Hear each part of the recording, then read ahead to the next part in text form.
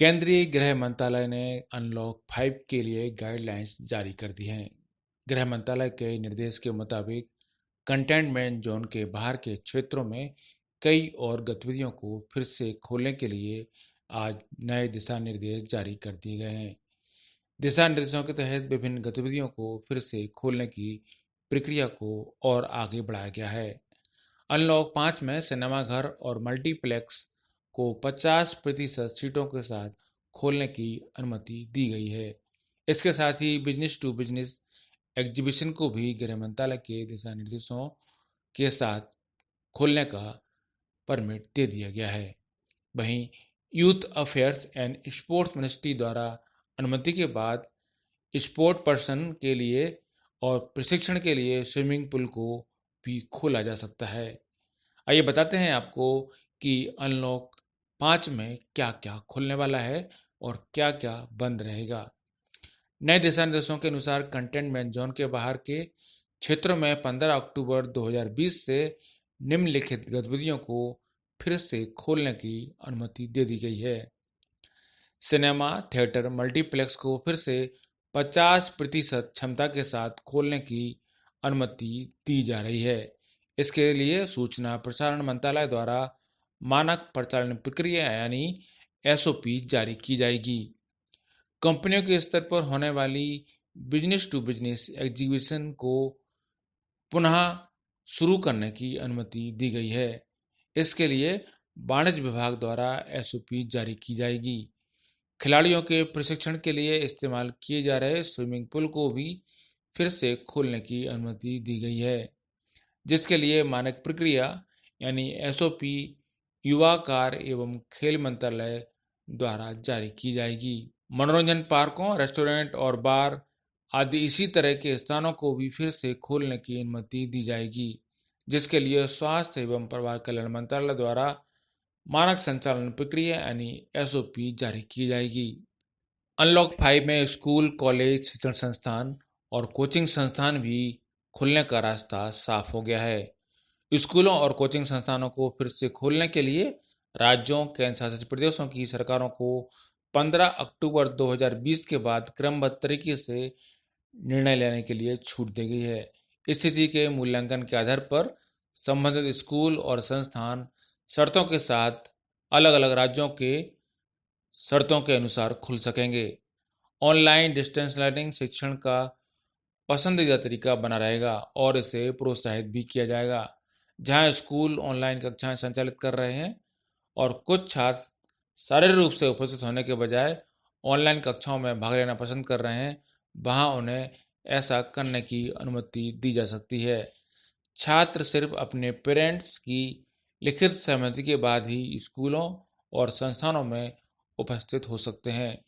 उपस्थिति को जबरन लागू नहीं किया जाएगा और ये पूरी तरह से माता पिता की सहमति पर ही निर्भर होगा।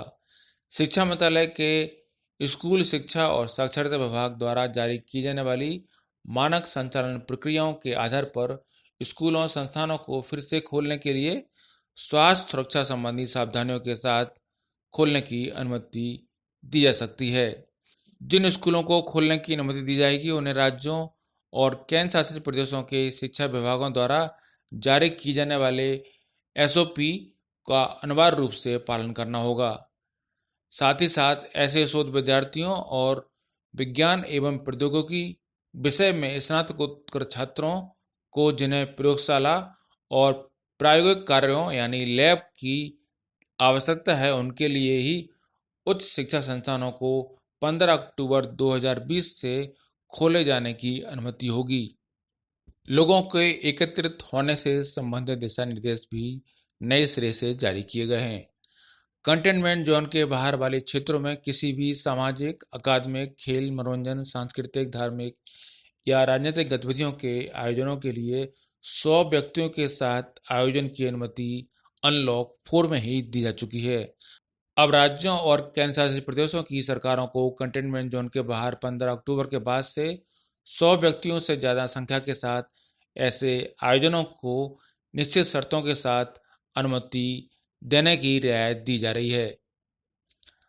बंद परिसरों में 100 व्यक्तियों के साथ कार्यक्रम का आयोजन किया जा सकता है, बशर्ते हॉल में उपस्थित लोगों की संख्या कुल क्षमता के 50% से अधिक न हो। चेहरे पर मास्क पहनना अनिवार्य होगा और सामाजिक दूरी के नियमों का पालन करना होगा। थर्मल स्कैनिंग और हाथ धोने के लिए हैंड पास या सैनिटाइजर का प्रबंध भी अनिवार्य रूप से करना होगा। खुले स्थानों में मैदान या परिसर के आकार को ध्यान में रखते हुए सामाजिक दूरी, चेहरे पर मास्क, थर्मल स्कैनिंग और हैंड वाश व सैनिटाइजर की उपलब्धता के साथ कड़ी निगरानी के बीच अनुमति दी जा सकती है।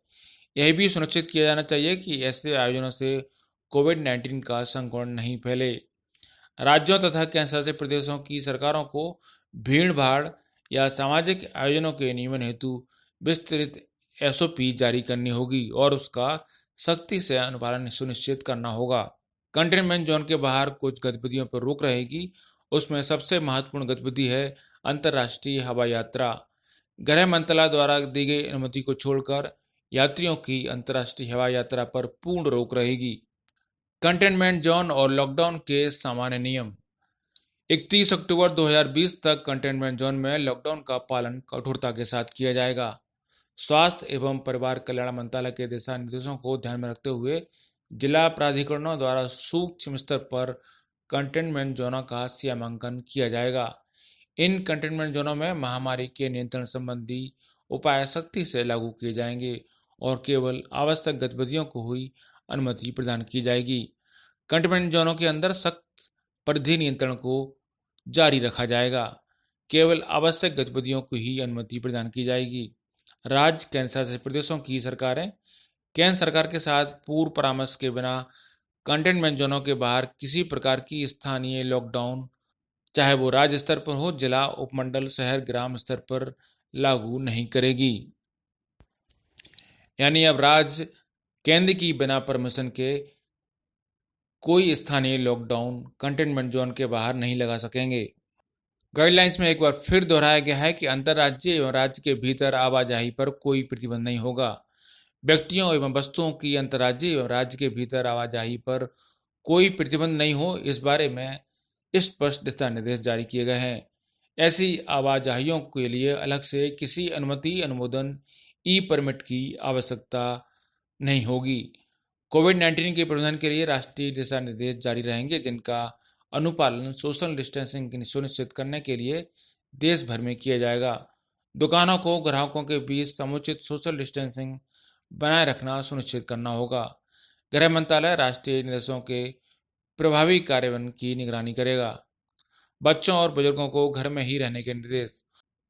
कोरोना संक्रमण के लिए अति संवेदनशील व्यक्तियों यानी 65 वर्ष से अधिक उम्र के व्यक्तियों, पहले से ही अन्य रोगों से ग्रसित व्यक्तियों, गर्भवती महिलाओं और 10 वर्ष की उम्र से कम आयु वाले बच्चों को घर में ही रहने का परामर्श दिया गया है। ऐसे लोगों को सिर्फ आपात स्थितियों में ही बाहर जाने की अनुशंसा की गई है। साथ ही साथ आरोग्य सेतु मोबाइल एप्लीकेशन के उपयोग को प्रोत्साहित किए जाने की भी गाइडलाइंस में बात कही गई है। ब्यूरो रिपोर्ट, पत्रिका टीवी।